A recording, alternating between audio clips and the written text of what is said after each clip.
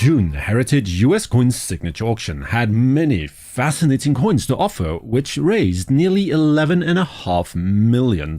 So looking at the highlights, a good place to start would be with a rather enigmatic issue that was circulating around the New York area in about 1785, a full 7 years at least before the US Mint would be established. The coin is undated, but it is known as a bar copper, after the 13 horizontal bars on the reverse, I suppose. The obverse, in turn, has the letters USA, a design strongly reminiscent of the buttons used by soldiers in the Continental Army during the Revolutionary War, a fact which I am sure is no coincidence at all. This example was graded by PCGS as MS65 Brown and sold at auction for the sum of $60,000.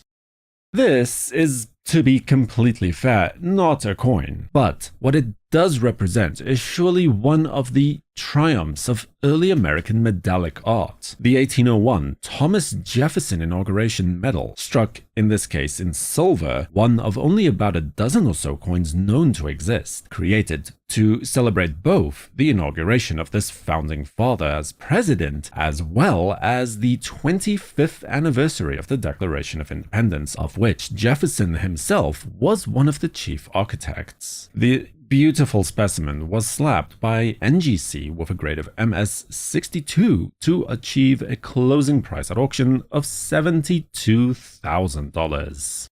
No coin is so emblematic of the California Gold Rush era as the large octagonal 1851 and 1852 Humbert $50 coins, or simply slugs, minted by Augustus Humbert at the newly created U.S. Assay Office in California, established in preparation of creating the San Francisco branch mint, which would become a much-needed reality only a few years later. This example was authenticated as genuine with an uncirculated details grade from PCGS and was sold at auction for $84,000. 1881 was the beginning of a period of time that would last until 1887, where the Double Eagle would record extremely low mintage figures at Philadelphia that, if any of them were struck for circulation at all during a given year, with a total mintage of only 2,199 Liberty Head Gold $20 issued for circulation in 1881. This example was graded by PCGS as AU58, placing it at around the 12th position in the census report. It sold at auction for $114,000. The early pattern coins of 1792 are not only a fascinating subject, but are also of paramount importance as well, as these present the very seminal efforts of the young nation to establish not only a monetary, but a new coinage system based on a decimal system, breaking the ties once and for all with its colonial past. The perfect example and crucial piece of that puzzle was the Disme coin, the name derived from a French word that would soon be completely Americanized, simply to dime, 10 cents, 10 pieces into $1, the very building blocks of the decimal system itself. Here we have an early pattern struck in copper, of which only 19 examples are known today, graded by PCGS as SP25. This rare gem was sold at auction for $138,000. When the US Mint in San Francisco finally got underway in 1854, they ran into a series of problems, not the least of which was a shortage of acids and chemicals used to part and refine gold and silver. The Greater California area was once again left with a shortage of circulating gold coins. The firm of Was, Molitor and Company stepped in to strike 10, 20, and $50 coins. Some of the final California Gold Rush coins, in fact, were from this issue. Most were melted down, though, in the months and years to come by the Mint for recoinage into federal issues, with estimates of fewer than 100 coins surviving to this day. Graded here as NGC AU58, this round $50 gold coin dated as 1855 was sold at auction for $138,000. The first coin struck for general circulation, and in fact the very first coins struck at the first Philadelphia Mint building, were half-cents and large-cent coins, specifically the chain-cent reverse design, created in February and March of 1793 to the tune of 36,103 coins. The design was, however, not very well received at all, and was soon thereafter changed to the reef design instead. This is one of the third variety of coins where America is spelled out in full, and no full stops or periods were added after the words. Graded by PCGS as AU53 with a CAC endorsement on top, to sell at auction for the sum of $156,000. High-grade, draped bust dollar coins will seldomly want for attention, but add to that a popular red book-listed variety, and that attention is soon likely to become a mobbing. The 1799 over 8 draped bust dollar was created with a leftover and unused obverse die from the previous year of 1798 that was then simply overstruck with a 9 to reflect the current date. But this is also a BB141 variety that has a remarkable die cutting error on the reverse as well. You see, the reverse was initially impressed with 15 stars instead of the usual 13. Upon realizing its mistake, the engraver simply enlarged the two outermost clouds in order to hide 2 of the stars. This brilliant example was graded by PCGS as MS65 to achieve a closing price at auction of $168,000.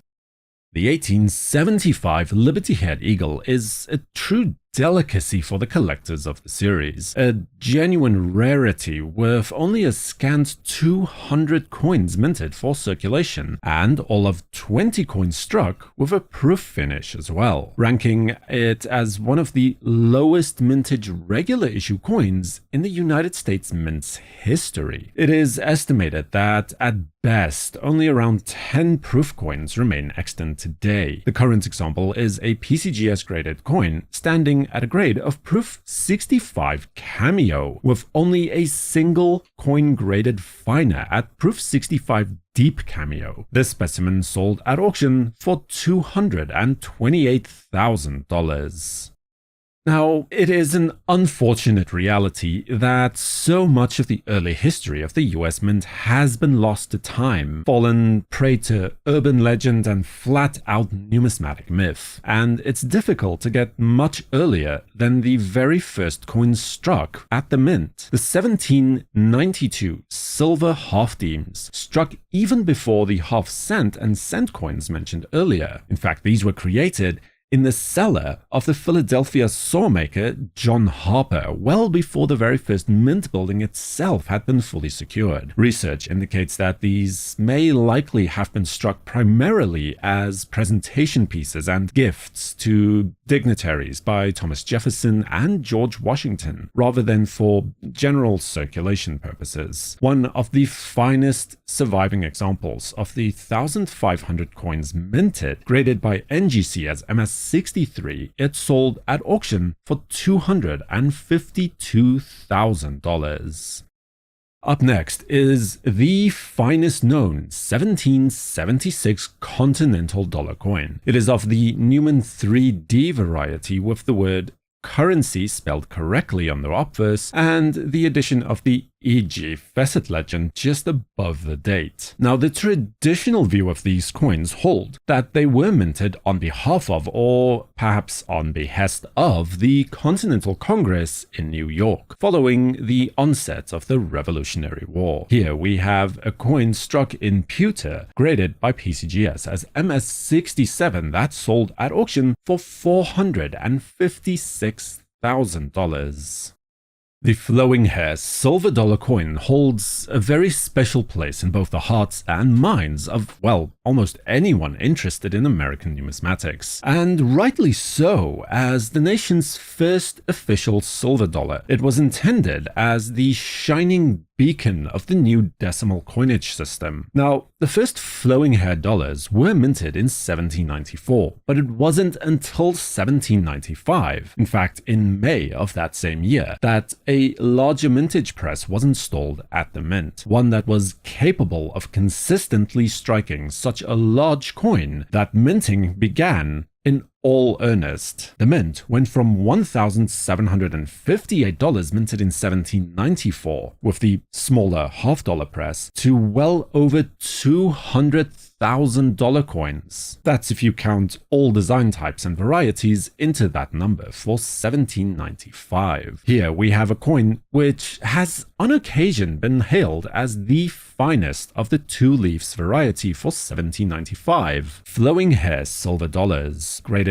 as MS-65 from PCGS, it managed to sell at auction for the amount of $600,000. Subscribe to WNN and activate notifications with the bell icon to know when new videos are released. For the World Numismatic News, I am Numisman saying thank you for watching, stay safe, keep collecting, and have a fantastic day.